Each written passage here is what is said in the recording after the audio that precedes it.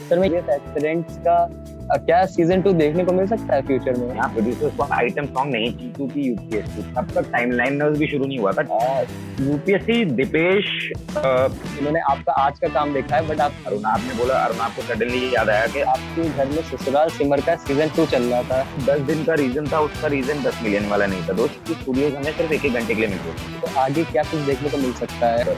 दिसंबर तक 2 बहुत अच्छे शोज और आएंगे मेरे, खुद आके एक्शन बोलना होता था।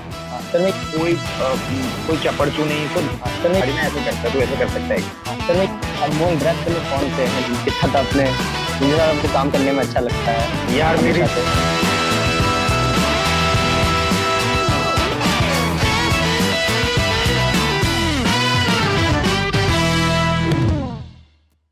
What is going on? I am Arjun Singh and welcome to my podcast #thatfilmguy, जो कि इंडिया का सबसे क्रिएटिव पॉडकास्ट है। और आज हम लोग के साथ जो गेस्ट है ना, मतलब मैं थोड़ा सा नर्वस भी हो रहा हूँ सर आपके सामने, बट ठीक है, चलिए हम लोग शुरू करते हैं। एंड जो हम लोग के साथ आज गेस्ट हैं वो हैं director Apurva Singh Karki. I am sorry sir अगर मैंने आपका नेम थोड़ा रॉन्ग प्रोनाउंस किया हो। नहीं, सही है। तो sir the engineering girls, college romance, TVF aspirants, flames और आम आदमी फैमिली जैसी काफी हिट सीरीज सर ने डायरेक्ट करी हैं। और बहुत ही प्राउड फील हो रहा है कि सर आपके साथ आज कॉन्वर्सेशन करने वाले हैं हम लोग। तो hello sir. Thank you so much यार, thank you so much for that introduction. Yes sir, सबसे पहले आपकी लाइफ जर्नी से हम लोग शुरू करते हैं। सर आप अपने बारे में हम लोग को बताइए कि सर आपका ये विजन, ये डायरेक्शन की आप फील्ड में कैसे आए थे और कैसा विजन रहा था आपका स्टार्टिंग से? यार स्टार्टिंग से ही मतलब बनना तो फिल्म मेकर ही था मैंने। और इनफैक्ट 12th के बाद भी मैंने कोई एग्जाम नहीं दिया इंजीनियरिंग वगैरह, क्योंकि मेरे को हमेशा से यही करना था। ग्रेजुएशन करनी थी तो Birla institute of technology Noida में एक इंस्टीट्यूट है, वहां पर actually BSc in film making और वो सब करवा रहे थे। तो कुछ समझ तो थी नहीं तब, कुछ तो हमने ज्वाइन कर लिया। और फिर उसके बाद यार एक्चुअली मैंने एनिमेशन भी किया था स्टार्टिंग में, बट मेरे को हमेशा से बहुत फैसिनेशन था फिल्म का। मेरे को सपने आते थे कि मैं कैमरे के पीछे कुछ तो कर रहा हूँ। अच्छा। फिर ग्रेजुअली क्या हुआ कि मैंने फिर 2010 में मैं मुंबई चले गया। 1 साल रहा, फिर वापस आया। और उसके बाद समीर सक्सेना जो है, I don't know if you know him, जिन्होंने परमानेंट रूममेट क्रिएट किया है, जिन्होंने ट्रिपलिंग किया है, उन्होंने फिर मेरे को बोला कि तू बॉम्बे वापस आओ और फिल्म्स की मेकिंग शुरू कर। तो उनके पास फिल्मों की मेकिंग होती थी, तो मैं वो बनाता था। और वहां से फिर धीरे धीरे शुरुआत हुई। और 2013 में टुवर्ड्स द एंड ऑफ 2013 मेरी टीवीएफ में हुआ। मैं मिला अरुणाब से जाके, और समीर भी थे। और तब टीवीएफ एक बिंदास के लिए शो करता था, चेंज आएगा हम लाएंगे। तो उसमें मैं असिस्टेंट भी था, एसोसिएट डायरेक्टर था समीर का। और उस टाइम तक काफी ऑलरेडी स्ट्रगल कर चुका था यार। मतलब वो रहता है इस इंडस्ट्री में, आप धक्के खाते हो और आपको रिएक्शन मिलते हैं। आपको एक टाइम होता था जब हम 100 रिज्यूमे प्रिंट करवाते थे, और एक साथ और अलग अलग जगह जाके, मेरे को आज भी याद है, हम लोग डोर टू डोर नॉकिंग करते थे और रिज्यूमे डालते थे। और तब डिजिटल वर्ल्ड भी इतना नहीं बड़ा था, तब कुछ था ही नहीं ना, तब तो सब ऑफलाइन ही ज्यादा चलता था। और यूट्यूब की कंपनीज थी नहीं, यूट्यूब के चैनल थे नहीं कि आप कि जाओ और रिज्यूमे दे दो। इतना कॉर्पोरेटाइजेशन था भी नहीं तब। तो उस टाइम पे हम लोग रिज्यूमे प्रिंट करवाते थे और जगह जगह भटकते थे कि यार कोई तो ले लो। तो नहीं मिलता था। तो कई टाइम तो था यार, मतलब उस टाइम पे मेरे को आज भी याद है कि हम लोग कभी कभी मैं गणेश चतुर्थी की वीडियो शूट करता था, और कभी बर्थडे वीडियो शूट करी, क्योंकि पैसा तो कमाना ही है, घर वो चलाना रोजी रोटी भी थी। तो उसके बाद बहुत टाइम तक डॉक्यूमेंट्रीज भी करी यहाँ दिल्ली में रिवर बैंक स्टूडियोज में। और फिर फाइनली 2014 में यार तबीयत भी खराब हो गई, और फिर थोड़ा लगा कि नहीं हो पा रहा है, क्योंकि एज भी हो रही थी और कमाना भी था और पैसा कमा नहीं पा रहे थे, और तबीयत खराब हो गई तो दिल्ली आ गया। तो दिल्ली आया तो कुछ था नहीं यार, दिल्ली में तो तब कुछ था ही नहीं। फिर उसके बाद यार एक्चुअली क्योंकि फैमिली पूरी गवर्नमेंट सर्विस वाली है, तो सबने बोला कि यार ग्रेजुएशन तो है, यूपीएससी ट्राई करते। मेरे फादर खुद PFS हैं, प्रोविंशियल फॉरेस्ट सर्विसेज वाले। तो उन्होंने बोला कि ट्राई कर ले। मैंने कहा हाँ कुछ है नहीं, और उस टाइम तक मैं हताश भी बहुत हो चुका था यार कि नहीं वर्क किया, तो चलो ये किया। तो पूरा 1 साल लग के मैंने पढ़ाई करी यार यूपीएससी की, और सब कुछ भूल के। लेकिन फिर प्री भी नहीं निकला, प्री में फेल हो गए। फिर लगा अब क्या करना है। तो फिर अरुणाब का फोन आया मेरे को एक्चुअली कि हम दिल्ली में ऑफिस खोल रहे हैं। और फिर उन्होंने बोला कि तू ज्वाइन कर ले। और तब तक टाइमलाइनर्स भी शुरू नहीं हुआ था, टाइमलाइनर्स का आइडिया भी नहीं हुआ था। उन्होंने कहा, मैंने कहा करूंगा क्या यहाँ पे। उन्होंने कहा तू ज्वाइन तो कर, फिर देखते हैं ना एक बारी। फिर ज्वाइन किया, धीरे धीरे टीम आया। हाँ, टाइमलाइनर्स दिल्ली में जब शुरू हो रहा था, उससे भी पहले टीवीएफ का ऑफिस दिल्ली में खोलने का प्लान था।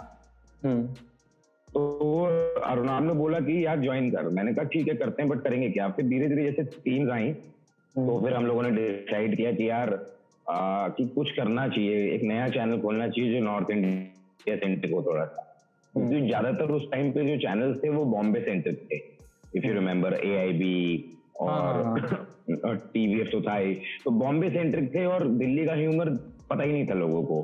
तो फिर हमने वहां से डिसाइड किया कि एक चैनल खोला जाए जिसका नाम होगा टाइमलाइनर्स।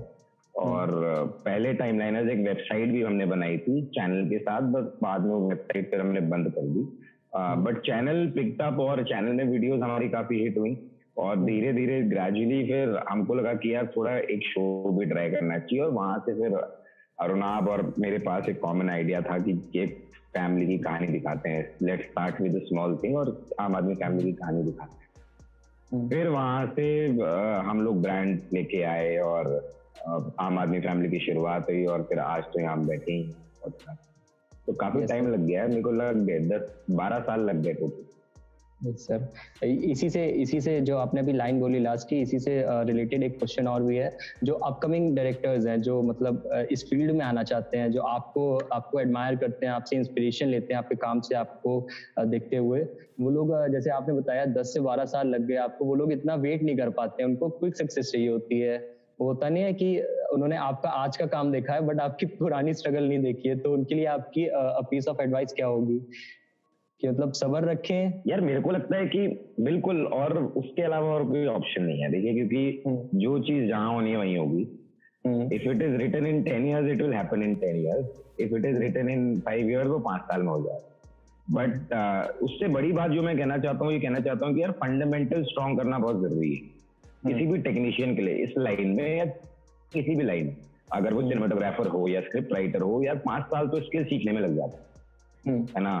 तो वो 5 साल मिनिमम दीजिए इस लाइन को, एंड देन स्टार्ट एक्सप्लोरिंग कि ठीक है अब मैं अपना एक कुछ ट्राई करता हूँ। लेकिन पहले 5 साल सीखना बहुत जरूरी है, फंडामेंटल्स तैयार करने बहुत जरूरी है। इसलिए मैंने बोला कि यार मेरे को ऐसा लगता है कि पर्सनली 10 साल देना बहुत जरूरी है, तब जाके ये इंडस्ट्री आपको बेनिफिट रीप करना शुरू करती है ना। क्योंकि उससे पहले तो क्या होता है कि मैं तो आजकल पूरे इंटरनेट पे देखता रहता हूँ कि यार 20-20 साल के लड़के काफी बड़े स्टार बन जाते हैं। बट वो अच्छी बात है, सबको अपॉर्चुनिटी मिलती है, सबका अधिकार है। और बट मुझे लगता है कि जो एक्चुअली बहुत पैशनेट है इस लाइन को लेके, और जो चाहते हैं अच्छे डायरेक्टर या अच्छे एक्टर या अच्छे क्रिएटर किसी भी लेवल पे, DOPs ले लीजिए, आर्ट डायरेक्टर ले लीजिए, costume, I think they should spend minimum 10 years learning the craft. और फिर क्योंकि ये लंबी रेस वाले घोड़े ही चलते हैं यार, यहाँ पे लंबा करियर होता है इसमें। ऐसा तो है नहीं कि 60 साल में रिटायरमेंट है।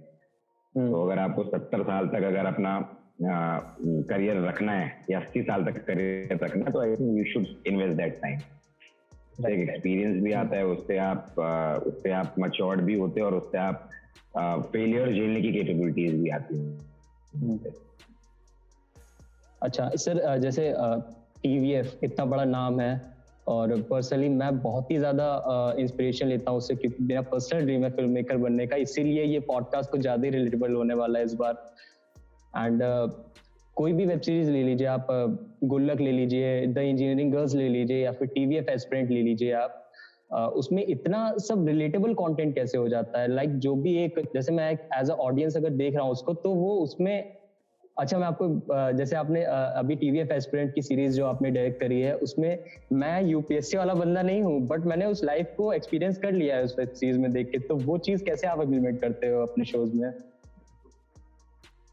यार इसका ना एक बहुत बड़ा रीजन है। इसका रीजन ये है कि TVF एज एन ऑर्गेनाइजेशन और अरुणाब जो है ना, क्या होता है कि यार किसी भी कंपनी में ना जो लीड कर रहा है उस पर बहुत डिपेंड करता है कि कंपनी कैसे मूव फॉरवर्ड।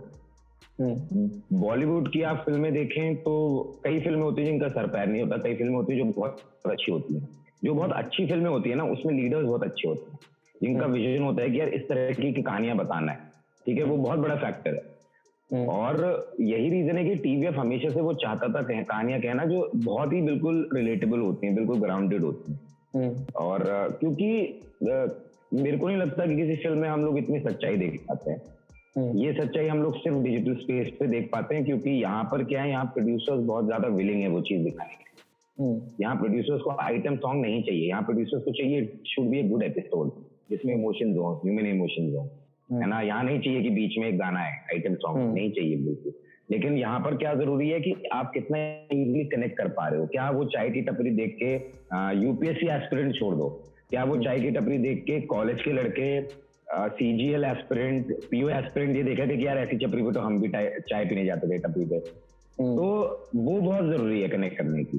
और बिकॉज हम लोगों ने खुद वो लाइफ जिए तो हमारे लिए थोड़ा सा आसान हो जाता है, क्योंकि हम सब middle class family, we are not born and brought up in higher societies. तो हम लोगों ने खुद वो लाइफ जिए कि जहाँ पर हम चाय की टपरी पे गए या उधार मांग के खाना खा रहे हैं। तो हम लोग वो चाहते हैं कि यार, और ये कहानियां जो है ना, ये दोस्त ये सब डिस्कस करते हैं। ऐसा नहीं है कि ये कहानियां कोई डिस्कस नहीं करता, इसलिए रिलेटेबल हो गई ना यार। आपको भी पता है कहानी कई सारी जो आप एस्पिरेंट से भी देख रहे हो, आपने भी किया है वो, बट हम लोगों ने डिसाइड किया है उन कहानियों को पर्दे पे लेके आएंगे। फर्क सिर्फ इतना नहीं। और रिलेटेबिलिटी एक ऐसा फैक्टर है कि यार जो हमें लगता है टीवीएफ ऑर्गेनाइजेशन, क्योंकि यार रिलेटेबल कहानी नहीं है ना, तो मतलब फिर हम लोगों को एंटरटेन कैसे करते, राइट, फॉर अस एटलीस्ट। अच्छा, ये आपके टीवीएफ एस्पिरेंट की जो अभी सीरीज आई है, इसका कॉन्सेप्ट कैसे आया था? जब आपने ये पहली बार ये कहानी सुनी तो आपका विजन क्या था कि मुझे इसको कैसे दिखाना है? बिकॉज स्टार्टिंग के सीन्स उसके प्रेजेंट में चल रहे हैं, बाकी उसमें पास्ट का दिखाया गया है, काफी अच्छा ब्लेंड हुआ है उसका। तो वो चीज आपने कैसे इमेजिन करी थी? यूपीएससी दीपेश ने एक एपिसोड लिखा था रवीश कुमार का यूपीएससी पे, और उसके बाद एक और वीडियो आई थी जीतू की यूपीएससी पे, और उन दोनों का ना बहुत फिनोमिनल रिस्पॉन्स था। तो जो इस शो के क्रिएटर हैं शहरी और अरुणाब और दीपेश, इन तीनों ने मिलकर डिसाइड किया कि let's create a show about UPSC. मेरा जो इन्वॉल्वमेंट, हाँ, यूपीएससी के बारे में एक कहानी कहा जाए, क्योंकि बहुत सारे लोग हैं जो जानना चाहते हैं। इतना बड़ा सैंपल साइज है ना कि हर साल 14 लाख लोग अगर देख रहे हैं और इतने सालों से एग्जाम हो रहा है, तो कितने लोग रिलेट करेंगे यूपीएससी की तैयारी से, कुछ। और वो कहानी किसी ने बताई नहीं थी अभी तक। तो हमको लगा कि यार we are the best ones to tell this story, क्योंकि लोग चाहते हैं ऐसा कंटेंट देखना और हमसे एक्सपेक्ट भी करते हैं कि हम कुछ ऐसा कंटेंट लेके आए। तो उन तीनों ने डिसाइड किया, और तब मैं इन्वॉल्व नहीं था इस शो में। मेरा जो इन्वॉल्वमेंट हुआ, दीपेश ने ड्राफ्ट लिख चुका था। दीपेश राजेंद्र नगर आया, दिल्ली आके रहा है कई महीने, और उसने राजेंद्र नगर के कोनों में जाके रिसर्च करी है, दीपेश जो राइटर है शो का, और उसने कई सारे लोगों से मिला यार यहाँ पे। वो आके उसने हॉस्टल के रूम्स में जाके बातें करी हैं। उसकी इनॉर्मस रिसर्च थी शो को लिखने से पहले, क्योंकि वो एस्पिरेंट नहीं था। तो उसने फिर वो कहानी वीव करी, बट जब कहानी वीव करी तो उसको ये रियलाइज हुआ, और शहरी को रियलाइज हुआ कि यार ये फिर से रैग्स टू रिचेस स्टोरी बन रही है, बहुत लीनियर पैटर्न चल रहा है। तो फिर उन्होंने डिसाइड किया कि नहीं यार, इसमें एक बार बहुत बेसिक ह्यूमन इमोशन मिसिंग है, जो किसी भी कॉम्पिटिटिव एग्जाम के साथ होता है कि मेरा नहीं निकला, मेरे दोस्त का निकल गया, और कैसे रिश्ता बदल जाता है। और ये एग्जाम तो ऐसा है कि अगर आपका दोस्त आईएएस बन गया तो आप ऑलरेडी नीचे आ जाते हैं। आप उसको रेगुलरली फोन करके नहीं कह सकते ना, और भाई क्या चल रहा है, वो नहीं कर पाओगे आप। तो फिर उन्होंने पास्ट वाली टाइमलाइंस और प्रेजेंट वाली टाइमलाइंस क्रिएट करी। मेरा जो इन्वॉल्वमेंट हुआ यार, वो इस शो को शूट करने से करीबन 5 महीने पहले हुआ। अरुणाब को सडनली याद आया कि अबे तूने भी यूपीएससी की प्रिपरेशन करी हुई है, उससे पूछते हैं। फिर उन्होंने मेरे को फोन किया कि करेगा? मैंने कहा हाँ बिल्कुल करूंगा। और जब मैंने स्क्रिप्ट पढ़ी तो आई वॉज ब्लोन, क्योंकि मैंने तो तैयारी करी थी और मेरे को पता था, देश के साथ में फिल्म्स में काम कर चुका हूँ, कौशल सर बना है वो, तो मेरे को पता था कि यार ये आदमी कुछ और लिख के आ गया इस बारी, इतना रिसर्च मतलब ब्रिलियंट है वो। तो फिर मैंने कहा यार मैं करूंगा। उसके बाद फिर दीपेश और मैं बैठे दिल्ली में, हमने कुछ और पॉइंट ऐड किए, जैसे कई सारी चीजें जो मैंने अपने टाइम पे यूपीएससी की तैयारी के टाइम पे एक्सपीरियंस करी थी, वो सारी चीजें हमने ऐड करी और फिर आउटपुट आज हम सबके सामने है ही। आज सब हम लोग सब देख रहे हैं। आपने इसको कितना रिलेट किया था जब आपने स्क्रिप्ट सुनी थी? यार मैं जेन्युइनली बताऊं तो मैंने काफी रिलेट किया था, except for the present timeline, क्योंकि मेरा जो स्पैन था प्रिपरेशन का वो 1 ही साल था। तो मेरे बहुत ज्यादा यार दोस्त बने नहीं उस पीरियड पे। मेरे जितने भी दोस्त बने वो बहुत ही कम टाइम के लिए बने। 1 साल बहुत कम होता है, लेकिन बिकॉज मैंने वो दुनिया देखी थी तो मेरे को पूरा वर्ल्ड पता था, है ना। तो रिलेटेबल तो था, और मेरी पूरी फैमिली ब्यूरोक्रेसी वाली है, तो मेरे को पता था कि हाँ ये बहुत अमेजिंग है यार। तो बट जो पास की कहानी है उससे मैंने बहुत रिलेट किया, क्योंकि पास की कहानी मैंने खुद जीती। वही उसी तरीके के कमरे में रहना, उसी तरह की चाय टपरी पे जाना, वही रोज डिस्कशन करना, कॉन्स्टिट्यूशन पे डिस्कशन चल रहे हैं, इंडिया पे डिस्कशन चल रहे हैं, सवाल पूछे जा रहे हैं एक दूसरे पे, रेगुलर रोजमर्रा की जिंदगी की प्रॉब्लम। तो वो तो इसलिए मेरे को बहुत अच्छी लगी थी यार। और मैं चाहता था कि यार कि ये मैं करूं, बिकॉज वही है कि 6 साल बाद अगर कोई चीज वापस आई है ना मेरी लाइफ में, 6 साल पहले मैंने यूपीएससी की तैयारी करी, तो मेरे को पता था कि यार ये तो मैं नहीं छोड़ सकता, ये तो मेरे को सर्किल कंप्लीट करना है अपनी लाइफ का। Yes sir, right. सॉरी। अच्छा, आपका विजन क्या रहता है डिजिटल कंटेंट, जब भी आप कुछ भी क्रिएट करते हैं उसके पीछे आपका विजन क्या रहता है कि आपको आप जो दिखाना चाह रहे हो वो आप उसमें इम्प्लीमेंट करते हो, या फिर जो राइटर्स होते हैं जिन्होंने वो चीज़ लिखी होती है, जिन्होंने उस चीज़ के बारे में रिसर्च किया होता है, आप उसको एज इट इज दिखाने की कोशिश करते हो, वो आप ओरिजिनलिटी कैसे लाते हो उस शो में? यार ये ना बहुत सब्जेक्टिव सवाल है। किसी भी, देखिए राइटर जो लिखता है ना, अब डायरेक्टर का काम है उसको एक लेवल ऊपर ले जाना। वो that is the first job of a director, कि जो लिख दिया है उसको एक लेवल ऊपर कैसे ले जाएंगे। और अगर क्योंकि एग्जैक्टली जो राइटर ने लिखा है वही शूट कर रहे तो कोई भी शूट कर, उसमें सिर्फ कैमरा लगाना है आपको, ठीक है। और मेरा विजन तो हमेशा से यही था, दीपेश को मैं बोलता भी था कि यार ये कुछ करते हैं, इसके साथ ट्रीटमेंट में अलग करते हैं, इसको पावरफुल इमोशनल ड्रामा बनाया जाए, क्योंकि ये कहानी वैसी है जिसमें बहुत सारे इमोशंस इन्वॉल्व हैं, जिसमें अनसर्टेनिटीज इन्वॉल्व है लोगों की। यार 6-6 साल लग जाते हैं और फैमिली से नाता टूट जाता है और रिलेशनशिप्स बहुत इम्पैक्ट होती हैं, तो उसको एक हायर इमोशनल ड्रामा बनाया जाए। पहली चीज तो वो थी जो हमने ट्रीटमेंट में डिसाइड करी, पास्ट एंड प्रेजेंट कैसे हम शिफ्ट करेंगे। और दूसरा था कि एक्टिंग, हमारा मेन फोकस जो था, स्पेशली मेरा, मैंने कहा था कि यार forget everything, first let's focus on acting, क्योंकि एक्टिंग बहुत रियल होनी चाहिए यार। अगर आप पास देखोगे वो भी बहुत रियल लगता है, प्रेजेंट देखोगे वो रियल लगता है। और हमने चारों एक्टर्स के साथ मैंने करीबन, स्पेशली 3, सनी के साथ मैंने काफी बाद में रीडिंग करी, बट बाकी तीनों के साथ मैंने करीबन 15 से 16 दिन रीडिंग करी है। और बहुत ही स्ट्रिंजेंट प्रोसेस था वो रीडिंग का, जहां हम एक दिन में रोज एक एपिसोड बार बारी पढ़ते थे, बार बारी रटते थे कि कैसे उसको सच बोलना है। It can not look like a dialogue, it has to look like a conversation between you and me right now. तो वैसे हम उसको प्रैक्टिस करते थे। फिर उसके बाद यार शॉर्ट्स वगैरह तो देखिए दिमाग का पार्ट है, वो आप लेते हो, आप पूरा बैठते हो उसके पीछे। 2 महीने 2.5 महीने हम बैठा, मैं मेरी टीम के साथ बैठा और हम लोगों ने प्लान किया और पूरा। और उसके बाद कई सीन्स थे जो मैंने ब्यूटिफिकेशन के लिए, जैसे बारिश वाला एक सीन है जो बाद में हमने कहा कि इसको बारिश में दिखाते हैं, बिकॉज मैं बारिश से बहुत फैसिनेटेड रहता हूँ। और कई स्लो मोशंस बाद में ऐड किए गए। तो वो सारी चीजें होती हैं, बट अल्टीमेटली विजन यार सेम पेज पे आना था पहले तो, कि यार जो दीपेश ने लिखा है पहले तो मैं वो दिखाऊंगा, फिर उसको एक नॉच ऊपर कैसे ले जाना है, अपने जो भी मेरे अंदर जो भी चीजें हैं उसको मैं बाहर कैसे ले जाऊँ। एंड जब मुझे सर पता चला था ये पूरी सीरीज लॉकडाउन के टाइम पे शूट हुई है, जहाँ पे सब लोग मास्क, सोशल डिस्टेंसिंग का प्रॉपर ध्यान रखते हैं, मुझे ये समझ में नहीं आया था कि सर इतनी अच्छी सीरीज, इतने मतलब जो आपने चीजें दिखाई हैं, गलियां दिखाई हैं, आपने सारी रियल लोकेशंस दिखाई हैं, सर वो कैसे आपने सब किया है था, कैसे आपने मैनेज किया था सब कुछ? बहुत टफ था एक्चुअली, मैंने कुछ मैनेज नहीं किया। मेरे को तो रोज सुबह आके एक्शन बोलना होता था, मैनेज यार टीम ने किया। और बहुत टफ था यार ये शेड्यूल। मेरे को लगता है कि आई थिंक ये लाइफ का इतने साल के करियर में मेरा टफेस्ट शूट था, क्योंकि इतनी अनसर्टेनिटी थी ना इस शूट में कि किसी को भी, अगर एक जने को भी कोरोना हो गया, शूट रुक जाएगा। क्रू में फिर शूट रुक जाएगा 14-15 दिन के लिए। और पहले हमने कुछ 15-16 दिन शूट किए, और उसके बाद फिर नवीन को कोरोना हो गया और फिर शूट रुक गया 15 दिन। जैसे ही वो ठीक हुआ तो अनफॉर्चुनेटली अभिलाष के फादर एक्सपायर हो गए। ओ, फिर कुछ हमने 2-3 दिन शूट रोका फिर से, और फिर हमने शुरू किया। प्रॉब्लम, चलो शेड्यूल्स में ब्रेक तो आते रहते हैं, मेन प्रॉब्लम थी कि यार अब वाइड शॉट ले रहे हैं, एक पर्टिकुलर एरिया हमने बुक किया हुआ है, ठीक है, लेकिन आप पूरी जनता को, तो 100 करोड़ का बजट है नहीं कि आप पूरी जनता को रोक सकते हो या पूरा आप सेट क्रिएट कर रहे हो। अब मास्क इतने कॉमन हो चुके हैं कि एक अच्छा टेक मिल रहा है और सडनली आप देखते हो पीछे मास्क में एक आदमी बैठा हुआ है। मैंने कहा यार अब ये रीटेक होना ही पड़ेगा। सर वही मैं सोच रहा था कि आप जो पास का सीन दिखा रहे हो उसमें अगर कोई गलती से मास्क पहना दिख गया साइड में जाते हुए। रीटेक आई थिंक बहुत सारे सीन्स हैं, 12 से 14 रीटेक्स हुए कई सीन से, ओनली बिकॉज मास्क वाला आदमी दिख गया है। क्राउड कंट्रोल था हमारे पास, बट एक पर्टिकुलर लोकेशन, जैसे चाय टपरी जो है राजेंद्र नगर की, उतने एरिया का क्राउड कंट्रोल था। लेकिन जब आप वाइड शॉट ले रहे हो तो पीछे की सड़क दिख रही है, पीछे वाला मार्केट दिख रहा है, कितनों को आप कंट्रोल करोगे?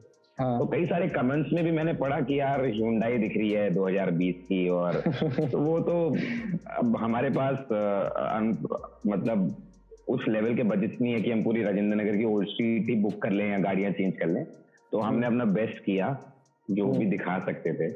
और आई थिंक बट मेरे को लगता है रादर लोगों ने, सबसे अच्छी बात यह है कि कई सारे लोगों ने, in fact 99.9% people have connected with the emotions then focusing की गाड़ी कौन सी दिख रही है या पीछे रेस्टोरेंट तो था ही नहीं, और वो शायद वो स्किप कर गए और इमोशंस पे ध्यान दिया। सर सेम मैंने भी सर गाड़ियों पे इतना ध्यान नहीं, मतलब मेरा दिमाग ही नहीं गया गाड़ियों पे कि सर गाड़ियां भी दिख रही एक्चुअली वो, हाँ, वो कई लोगों का मेरे पास पर्सनली मैसेज आया तो मैंने वही लिखा कि यार दोस्त के तो क्या करें। राइट। अच्छा सर, आपने सेकंड लास्ट एपिसोड में रिलेशनशिप को काफी अच्छे से दिखाया था कि लाइक ब्रेकअप भी हो रहा है, और उसके बाद आपने एक अच्छी चीज भी ये दिखाई थी लास्ट एपिसोड में कि आखिर में सब कुछ नॉर्मल हो गया है, वो कुछ बदला लेने नहीं जा रहे हैं, और मतलब सब कुछ अच्छे से उन दोनों की शादी हो रही है। तो वो कॉन्सेप्ट सर कैसे आया था वो, क्योंकि बिल्कुल अलग कॉन्सेप्ट लगा मुझे बिल्कुल देख के, जब देखा मैंने। यार ये तो दीपेश ने लिखा हुआ था। ये दीपेश के साथ जब मेरा डिस्कशन हुआ, ये दीपेश ऑलरेडी लिख चुका था ये सारी चीजें। और पहली चीज ये है, दूसरी चीज वो है कि यार इतना मैच्योर्ड इंडिविजुअल, पहले इस शो की ना एक खास बात ये है कि आईएएस ऑफिसर को हम एक परफेक्शन की प्रतिमा मानते हैं। करेक्ट, यही होता है ना कि आईएएस बन गया तो बहुत ही अच्छा ह्यूमन बीइंग होगा या बहुत परफेक्शन का एक प्रतिमा मानते हैं, लेकिन ऐसा नहीं होता generally. Every human has some flaws, और हम ये क्योंकि सच तभी बनेगा जब आप फ्लॉज भी दिखाओगे। सच सिर्फ तभी नहीं बनता जब आप एक आदमी को हीरो दिखाओगे। तो ये जब हमने ये डिसाइड किया कि नहीं यार, it is a story about Abhilash and also his flaws, तो उस फ्लॉज का पार्ट था उसकी सारी गलतियां करना, और उसी सच्चाई का पार्ट ये भी था कि हर इंसान से गलती होती है और इंसान कैसे उन गलतियों को भूल के मूव ऑन कर सकता है। अपना अहंकार में रहेगा तो कुछ नहीं हो पाएगा। बट जैसे 5th एपिसोड में आपने देखा कि संदीप भाई के साथ उनकी कॉन्वर्सेशन होती है और उसके बाद उसको कुछ चीजें रियलाइज होती हैं। तो असली इंसान की विन तो तभी है ना जब अपने अंदर के डीमंस को खत्म करके आगे बढ़ने का प्रयास करे। तो हम ये दिखाना चाहते थे कि नहीं यार, Abhilash is still a hero, उसमें गलतियां करी हैं, but he is come out of those errors and now he is become a better human. उसने अपनी गलतियों को एक्सेप्ट भी किया है ऐसे, और सबसे बड़ा हीरो तो वही होता है ना यार। हाँ, राइट सर। अच्छा, जो आज की जो प्रेजेंट रिलेशनशिप चलते रहते हैं आजकल स्कूल कॉलेजेस के, जब उनके ब्रेकअप्स होते हैं तो वो काफी शायर बन जाते हैं, उनके लिए आपकी क्या एडवाइस होगी जो वो पॉजिटिव रहे और लाइफ यार वो कुछ एडवाइस नहीं होगी, आई थिंक सब अपने टाइम पे वो एक्सपीरियंस करते हैं, सब निकल। कुछ एडवाइस नहीं दूंगा, ये वैसी वाली चीज है कि रैंडम इतना बूढ़ा मत बना कि मेरे को वो एडवाइस देना पड़े। हम सब ने वो किया है और आई थिंक सब निकल जाते हैं उस फेज पे यार। I think everybody comes out of this. हाँ, मेरे को लगता है कुछ केसेस ऐसे होते हैं जो अल्ट्रा सीरियस हो जाते हैं। आई थिंक उनके लिए मैं ये कहूंगा कि यार लाइफ बहुत आगे, बहुत ब्यूटीफुल है आगे, और थोड़ा और टाइम दीजिए, सब ठीक हो जाता है। अच्छा सर, मुझे उड़ती खबर मिली थी कि सीजन फिनाले के एक रात पहले आपके घर में ससुराल सिमर का सीजन 2 चल रहा था। हाँ, वो मेरी वाइफ देख रही थी। तो सर आप एक्चुअली, हाँ, करण है ना, करण उसका लीड, करण जो उसका लीड है वो वाइफ का फ्रेंड भी है। अच्छा, कजन भी है, फर्स्ट कजन है ना, कजन भी है। और एक तो वो भी थी और वो फ्रस्ट्रेटेड भी थी कि तुमने 7 के बदले 10 दिन में फिनाले निकाला, तो अब मैं ससुराल सिमर कर दूं। ओके। अच्छा, आप हाँ हाँ, आपने माइलस्टोन शायद से रखा था कि 10 मिलियन पे आप निकालोगे, बट आपने जल्दी निकाल दिया था। नहीं, उसका जो 10 दिन का रीजन था, उसका रीजन 10 मिलियन वाला नहीं था दोस्त, क्योंकि हमने कभी पिछले 4 एपिसोड में भी हमने अपना टारगेट पूरा नहीं होता एपिसोड रिलीज किया था। 10वां दिन का रीजन ये था क्योंकि फिनाले ना कॉम्प्लिकेटेड था एडिट करना भी, और लॉकडाउन लग चुका था। तो म्यूजिक रेडी नहीं हुआ था, एडिट में काफी सारी चीजें चेंज होनी थी, साउंड डिजाइनिंग नहीं हो रखी थी, और लॉकडाउन के चक्कर में क्या हो रहा था कि स्टूडियोज हमें सिर्फ 1-1 घंटे के लिए मिल रहे थे, बॉम्बे, चेन्नई, जहां पर भी हमारा काम हो रहा था। उस चक्कर में जो चीज 2 दिन में होनी थी वो 6 दिन में हो रही थी। तो इस चक्कर में हमने कहा कि नहीं, लेट्स टेक टाइम, और उसका रीजन सब्सक्राइबर्स से नहीं है, उसका रीजन टेक्निकल है लगभग। ओके। अच्छा सर, आपके फ्यूचर प्लान्स क्या हैं? अभी हम लोग को आगे क्या कुछ देखने को मिल सकता है आपकी तरफ से? यार यार शोज के नाम तो मैं बताने की स्थिति में नहीं हूँ, बट हाँ मतलब इस साल आप मेरे 2 और अच्छे शोज देखोगे टिल आई थिंक दिसंबर तक 2 बहुत अच्छे शोज और आएंगे मेरे। और प्लस ऊपर जितने भी शोज लगे हैं उनके होपफुली नेक्स्ट सीजन भी आएंगे। तो काफी सारी चीजें हैं यार, और टीवीएफ खुद भी इस साल हम लोग मिलके लग रहा है बहुत सारे शोज करने वाले हैं। और आई थिंक सबसे अच्छी बात यह है कि बहुत जल्दी we will also start working on TVF film, theatrical film. तो वो भी एक अच्छी न्यूज है हम सबके लिए। तो बहुत सारी चीजें होने वाली हैं अभी, और genuinely I think this is TVF most beautiful year, क्योंकि हमारे बेस्ट शोज के नए सीजन आएंगे, हमारे नए सीजन आएंगे, हमारे बहुत सारे जॉनर्स हैं जो हम एक्सप्लोर कर रहे हैं यार। We are not just sticking to comedy, और हम लोग बहुत कई सारे जॉनर्स एक्सप्लोर कर रहे हैं। We are exploring dramas, we are exploring I think horror, we are exploring तो बहुत सारी चीजें एक्सप्लोर कर रहे हैं। सर मैं ये कह रहा था कि आई होप कि जल्दी से लॉकडाउन खुल जाए और काफी कुछ नया देखने को मिले जल्दी जल्दी। अच्छा, का वेट हो रहा है। मैं तो अभी एक्चुअली अगर ये लॉकडाउन नहीं होता तो मैं अपने दूसरे शूट की फ्लोर पे जा रहा था, शूट चालू होने वाला था। बट ठीक है, लॉकडाउन लग गया तो थोड़ा रिलैक्सेशन जोन में हूँ मैं अभी, और जैसे ही खुलता है फिर मेरा शूट शुरू हो जाएगा। अच्छा सर, एक छोटी सी हिंट दीजिए सर, अगर आप देना चाहते हैं। सर मैं ये टीवीएफ एस्पिरेंट्स का क्या सीजन 2 देखने को मिल सकता है फ्यूचर में? सर मैं बिल्कुल मिलेगा, क्यों नहीं मिलेगा। इतना इसमें कुछ पूछने वाली बात नहीं होती, और ये कोई ऐसी बात भी नहीं है कि मैं इसमें कुछ छुपा के बहुत मजा आ रहा है हमको। इतना सब लोगों ने प्यार दिया, आई थिंक सबसे ज्यादा अधिकार उन्हीं ऑडियंस का होता है। इतना हमको लव मिला है शो से, तो yes we will make a season 2। उसमें बस एक ही चीज मैं कहना चाहता हूँ कि बहुत जल्दी हम इसलिए नहीं दे पाते क्योंकि हमारा सबसे जो इम्पोर्टेंट पिलर होता है ना टीवीएफ के शोज का, वो होता है राइटिंग, जिसमें हम सबसे ज्यादा टाइम लेते। क्योंकि अगर शो लिखा हुआ अच्छा नहीं होगा ना तो वो कभी बनेगा नहीं। तो इसलिए हम इसलिए टाइम लेते हैं क्योंकि we take a lot of time in writing the shows, और जैसे ही लिखाई खत्म होगी सीजन 2 की, हम तुरंत शूट करके एडिट करके आपके सामने सीजन 2 ले आएंगे। बट ये सीजन सर मैं definitely come 2000%, that's the promise from. Okay, thank you sir. Sir मैं काफी मतलब कानों को सुकून मिला है। अच्छा सर, आपकी जो वेब सीरीज आती है उसमें जो कैरेक्टर्स होते हैं आपके, क्या कभी ऐसा हुआ है कि आप रियल लाइफ में कहीं घूम रहे हो, कहीं आपकी नजर पड़ी हो किसी आदमी पे या फिर किसी बंदे पे, उसका कैरेक्टर आपको अच्छा लग गया हो और आपने वो सिर्फ बॉलीवुड की फिल्मों में होता है। अच्छा। एक्चुअली ऐसा भी नहीं है। बेसिकली कहने का मतलब ये है कि यार ऑब्जर्वेशन करनी बहुत जरूरी है किसी भी डायरेक्टर के लिए, मेरे को ऐसा लगता है। I can't talk about other directors, but मेरा पर्सनल ओपिनियन ये है कि यार कि जितना हम ऑब्जर्व करेंगे राह चलते हुए, उतने ज्यादा आपके कैरेक्टर्स निखर के आएंगे। क्योंकि देखो, पनवाड़ी भी 10 तरीके के होते हैं। आपके घर के नीचे वाला पनवाड़ी और मेरे घर के नीचे वाला पनवाड़ी अलग अलग होंगे। तो दोनों को ऑब्जर्व जितने अच्छे से करोगे ना, उतना आप क्या होता है कि जब आप डायरेक्ट कर रहे होते हो और आपको पता है कि क्या एक्टिंग निकलवाऊं इससे, तो आपके पास रेफरेंस होते हैं। Everything has a reference. आप बिना रेफरेंस के कुछ नहीं कर पाओगे। तो आपके पास सर में कोई चीज आपको कहता है यार पनवाड़ी बड़ा फनी है वो, तो आप उसका कहोगे कि यार मेरा पनवाड़ी ना ऐसे करता है, तो ऐसे कर सकता है क्या। तो वो सर मैं इसलिए बोलते हैं कि observation is the key in this industry. बहुत ज्यादा ऑब्जर्व करने की जरूरत है चीजों को, बहुत ज्यादा अवेयर रहने की जरूरत है चीजों से, क्योंकि उससे क्या होता है कि उससे आपका फिर आउटपुट में बड़ा सारा इम्पैक्ट पड़ता है। इसलिए कहा जाता है कि खूब सारी फिल्में देखें, अच्छी फिल्में देखें, खराब फिल्में देखें, इररेलेवेंट है वो चीज, बट फिल्में देखना बहुत जरूरी है, लगातार देखना बहुत जरूरी है, क्योंकि उससे प्रैक्टिस होती है, उससे बहुत सारी चीजें आप समझते हो। राइट। ऑब्जर्वेशन बढ़ानी बहुत जरूरी है। इसी से कनेक्ट करता हूँ, एक और क्वेश्चन है आपके लिए, व्हाई नॉट बॉलीवुड मूवीज? यार वो भी जल्दी होगा, और आई थिंक यार मेरे को ऐसा लगता है कि बॉलीवुड मूवीज इज एक टर्म बोलना ना, उसको बढ़ावा देना, मेरे को लगता है कि I think what we are doing right now is also quite great. और मैं कभी चाहता भी नहीं उसको वैसे कंपेयर किया जाए, बिकॉज जिन रिसोर्सेज पे हम एस्पिरेंट जैसा शो दे रहे हैं ना जनता को, I don't think so Bollywood can ever do that, है ना। और फ्री में तो बॉलीवुड कभी भी नहीं देगा वो शो, ठीक है। तो मेरे को लगता है कि हम लोग सेम पेडिस्टल पे हैं, बस मीडियम्स अलग हैं। हम लोग यूट्यूब पे हैं और बॉलीवुड थिएटर्स पे हैं, और बहुत जल्द you will see a film, a TVF film on theatre.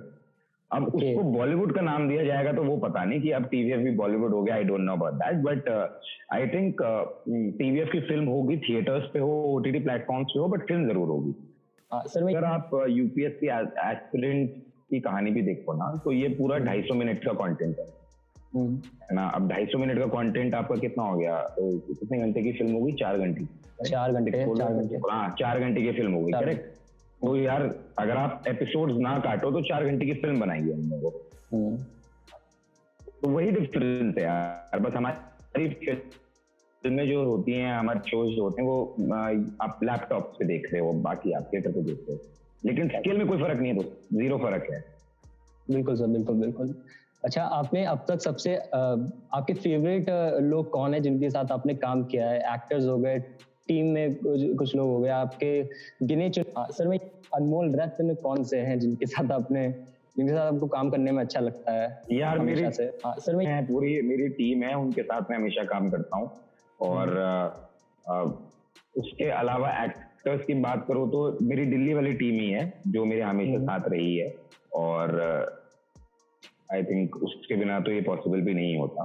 दूसरी चीज है कि एक्टर्स की बात करें तो यार मैंने इतने सारे शोज किए हैं, और सर मैं एवरीबडी, फ्लेम्स हो गया, एस्पिरेंट्स हो गया, आम आदमी फैमिली हो गया, इंजीनियरिंग गर्ल्स हो गया, सब इतना मतलब सर मैं आर सो ब्यूटीफुल, क्योंकि specially with aspirants and flames I would like to say that, because in fact even from आम आदमी फैमिली, चंदन हो गया, यार अच्छे एक्टर्स मिलना ना डायरेक्टर के लिए बोलते हैं ब्लेसिंग है, ठीक है। क्यों? उसका एक रीजन है कि अगर आपका एक्टर सेट पे टेंट्रम दे रहा है ना, you will never be able to direct it so nicely.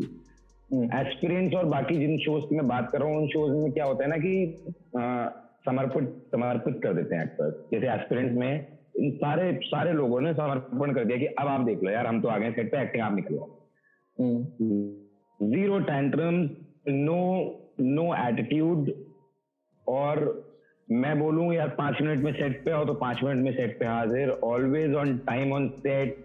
Sir मैं कोई चपड़चू नहीं, तो दे आर सर मैं जिनकी वजह से मैं कहता हूँ कि बहुत बड़ा रीजन होता है किसी भी डायरेक्टर के लिए ना, इस तरीके के एक्टर्स मिलना, और वो बहुत बड़ी ब्लेसिंग है, इसलिए मैंने बोला, क्योंकि तब आपका ना दिमाग खुल जाता है कि ठीक है, अब मेरे कंफर्ट लेवल पे आ चुके हैं एक्टर्स, अब मैं इसको कुछ भी करवा सकता हूँ। लेकिन जहाँ सामने वाला एक्टर माहौल दे रहा है ना आपको, आप कभी अपना बेस्ट नहीं निकलवा पाओगे, बिकॉज आप हमेशा कहोगे यार ये सुन ही नहीं रही मेरी बात, में क्या करना है। कोई लेट आ रहा है, कोई खाने को लेके टेंट्रम्स दे रहा है, कोई एसी की हवा को लेके टेंट्रम्स दे रहा है। सर मैं तो आई थिंक बहुत ब्लेसिंग होती है किसी भी डायरेक्टर या किसी भी प्रोडक्शन हाउस के लिए अच्छा। सर मैं and I am lucky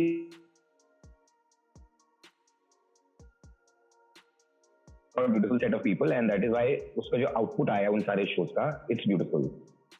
okay nice sir. अच्छा सर, एक आपसे एक लास्ट क्वेश्चन है जो थोड़ा पर्सनल भी है मेरे लिए। आपकी लाइफ से पर्सनल है, मेरी लाइफ से है। सर जो एक सीन आया था टीवीएफ एस्पिरेंट में, जब संदीप भैया की कन्वर्सेशन चल रही थी कि पैसे नहीं थे मेरे पास इसलिए मैंने कोचिंग नहीं ली, वो सीन काफी इमोशनल था मेरे लिए और काफी सारी ऑडियंस के लिए भी होगा। तो क्या कभी ऐसा हुआ है कि आप किसी सीन को डायरेक्ट कर रहे हैं और उसको देख के कभी आप भी इमोशनल हो गए हो? ऐसा कभी आपके साथ कुछ हुआ है? मेरे साथ नहीं होता, बट हाँ 2 बार ही ऐसा हुआ है कि इमोशनल हो गया है। एक फ्लेम्स में 4th एपिसोड सीजन 2 याद है फ्लेम्स का? नहीं सर, सीजन 2 में उसके सीजन 2 में तानिया रोती है हाँ फ्लेम्स में, तो एक वो सीन था और एक सनी वाला सीन था प्लस द ब्रेकअप। उसमें पूरा सेट भावुक हो गया था जब इन लोगों ने परफॉर्म किया था। मैं पर्सनली नहीं हुआ था, लेकिन बाकी सारे लोग जितने भी सेट पे थे वो भावुक हो गए थे। तो ये एक्टर की ब्रिलियंस ही होती है कि यार अगर आप सेट पे भावुक कर रहे हो ना, फिर उसको एडिटिंग में म्यूजिक लगा के you can amplify that emotion. But ये एक्टर की ब्रिलियंस है कि अगर वो सेट पे भावुक कर पा रहे थे यार। Right right right. अच्छा सर, आपका ज्यादा टाइम नहीं लूंगा मैं। इस पॉडकास्ट का हम लोग बिल्कुल लास्ट सेगमेंट पे आ चुके हैं हम लोग, जिसमें सर जब मैंने करवाइए दोस्त। नहीं सर, एक्टिंग नहीं करूंगा इसमें, एक्टिंग नहीं करवा रहा हूँ सर, मैं एक्टिंग नहीं करवा रहा हूँ। जब सब लोगों को पता चला कि सर हम लोग के शो में आप गेस्ट आ रहे हैं, तो एक बंदा है जिसने मतलब चढ़ गया था कि मतलब सर मुझे बस एक बार सर से बात करवा दो, 2 मिनट का सिर्फ सेगमेंट होगा वो, तो उसने काफी कुछ प्रिपेयर करके रखा है। तो सर आपकी परमिशन हो तो बस मैं उसको okay thank you sir. Sir मेरी बात सुनना सर। हम लोग कसम से ना, हम लोग वहां से वापस आ रहे थे, मैंने बहुत ट्राई किया उसको बात करने का, मेरी उससे बात नहीं हो पाई थी किसी भी तरीके से। मैंने लास्ट कॉल उसी को लगाई है, मेरे उसका कॉल नहीं उठाया सर। अंकल आप जाओ, हम लोग पुलिस वाले एक साथ हम लोग आ रहे हैं अंकल, ठीक है?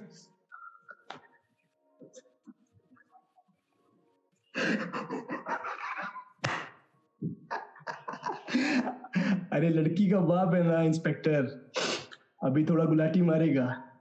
अरे इंस्पेक्टर तू क्यों टेंशन ले रहा है? बैठ जा। तो बात ये है इंस्पेक्टर कि लड़की को तो हम ही मारे, और पता है क्यों? अरे बर्थडे था हमारा, हमसे बोली कि साथ में चलना है, हमको साथ में घूमना है फिरना है, तो हमने कहा हाँ ठीक है, लेकिन दारू पी के हम थोड़ा सा टच भी ना करे तो गलत है ना। तो हमने कह दिया अरे इधर आ जाओ, हम भी संभाल देते हैं। तो साला यहाँ पे थप्पड़ मारने लगा, रखे कनपट्टी के नीचे एक लगा के, फिर उसके बाद जब वो आई थी ना, इसीलिए कहते हैं लड़कों का ना ईगो नहीं हर्ट करने का, अगली बार याद रखेगी। तो ये एक एक्ट था, मैंने मेल ईगो भी प्रिपेयर किया था, तो फिर मैंने कहा था कि मैं टैग भी करूंगा आपको, तो फिर मैंने ऐसी देखा भेजा हुआ है ना। हाँ जी, मैंने ऑलमोस्ट जितने भी मैंने बनाए ना फटाफट से उसमें आपको टैग कर देना कि आपके सामने परफॉर्म करूंगा मैं एक बार। बढ़िया सर तो अगर ये वीडियो आप लोगों को पसंद आई हो तो प्लीज लाइक करो, कमेंट करो अपने थॉट्स, और सर से जो भी क्वेश्चन हो जाके पूछो। सर आप रिप्लाई कर दोगे ना हम लोग की ऑडियंस को? यार मैं कोशिश करता, एक्चुअली मैं कह नहीं पाता, मैं चाहता हूँ मैं सबको रिप्लाई करूँ, लेकिन इतने सारे आ जाते हैं कि ह्यूमनली पॉसिबल नहीं हो पाता वो, बट जितने से भी हो पाता है मैं करूंगा। तो मैं आसान कर देता हूँ इस वीडियो अगर मैसेजेस में अगर कमेंट सेक्शन में डालेंगे तो जरूर रिप्लाई होगा। कमेंट सेक्शन में कोई भी कमेंट आएगा तो जरूर रिप्लाई करता हूँ। हाँ सर, मैं वही बोल रहा था, इस वीडियो के नीचे कमेंट करो, हो सकता है सर आपको रिप्लाई करें, आपको हार्ट दे दे। बाकी मैं भी कोशिश करूंगा सर से बोलने की कि सर आप चेक करते रहना कमेंट्स बीच में, जो भी लोग कमेंट्स करेंगे। एंड सर बहुत ही मजा आया आपके साथ बात करके, और बहुत ही रिलेटेबल लगा आपसे बात करके। एज ए डायरेक्टर सर पहली बार किसी डायरेक्टर्स के साथ पॉडकास्ट करने में कुछ अलग ही फील आती है, मतलब बहुत ही ज्यादा नर्वस भी हो रहा था मैं बीच में। एंड सर आपका काम बहुत ही अच्छा है, आप लोग बहुत अच्छा काम कर रहे हो और कीप डूइंग दैट, और आपका काम भी बहुत अच्छा है यार, कीप डूइंग दैट, और यही करते रहो, ऐसी चैनल अपना बड़ा करते रहो। Thank you sir. अच्छा सर, लास्ट में बस जो पैंडेमिक चल रहा है सर, उसके लिए आप एक बार हम लोग की ऑडियंस को एक मैसेज दे दीजिए कि सोशल डिस्टेंसिंग और सब कुछ प्लीज फॉलो करें और जितना हो सके घर पे ही रहें। आई थिंक ये बहुत ज्यादा हम लोग बोल चुके हैं, और फिर से मैं बोल दूंगा कि प्लीज घर पे रहें, सेफ रहें, और अपने परिजनों का भी ख्याल रखें, क्योंकि चारों तरफ से जो खबरें आ रही है ना वो खराब ही आ रही है। हाँ। और वो जितनी बारी आप सोशल मीडिया खोलते हो ना, आप किसी के बारे में पढ़ रहे होते हो, तो यार वो सैड तो है।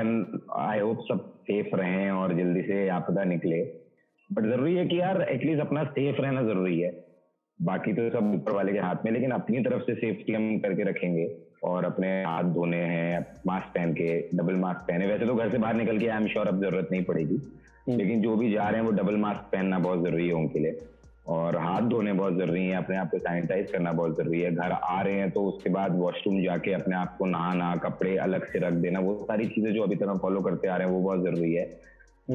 आई थिंक इन सब में सबसे ज्यादा जो मेरे को लगता है जरूरी है, इट इज हेल्पिंग अदर्स, क्योंकि हम लोग उस पोजीशन पे हैं जहां हम लोग कुछ कर सकते हैं। और आप जरूरी नहीं है कि लोगों को दिखाएं करते हुए। अगर आप वो कहते हैं ना कि चैरिटी अगर राइट हैंड से करिए तो लेफ्ट हैंड को नहीं पता लगना चाहिए।